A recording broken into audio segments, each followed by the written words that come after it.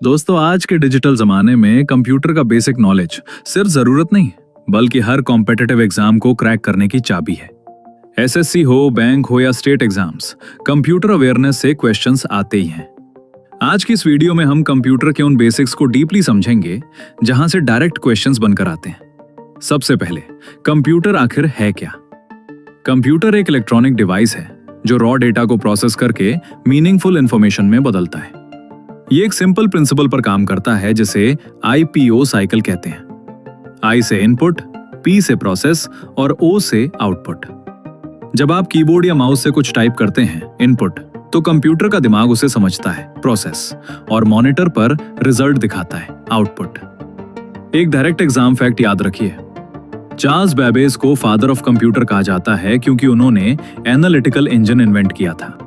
अब आते हैं कंप्यूटर के दिमाग पर, यानी CPU, central processing unit.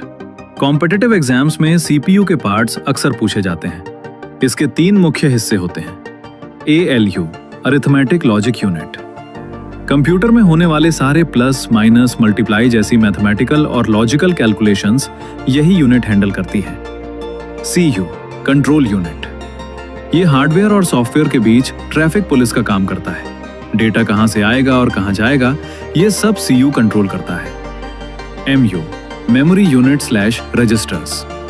Processing के दौरान डेटा और इंस्ट्रक्शंस यहां टेम्परेरी तौर पर स्टोर होते हैं। ये सीपीयू के सबसे फास्ट मेमोरी कंपोनेंट्स होते हैं। कंप्यूटर का स्ट्रक्चर 2 मेन पिलर्स पर खड़ा है।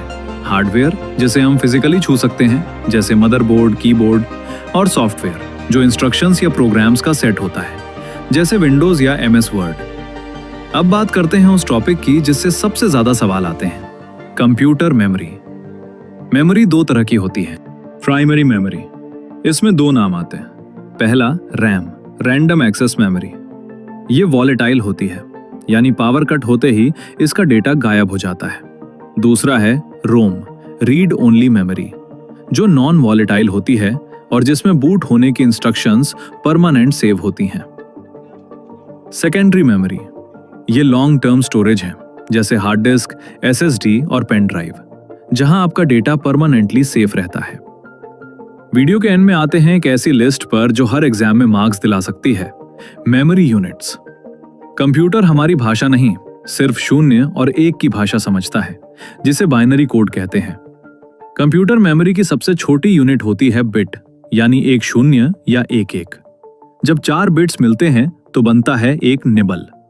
यह सवाल एग्जाम्स में बहुत रिपीट होता है। 8 बिट्स मिलकर बनाते हैं एक बाइट और 1000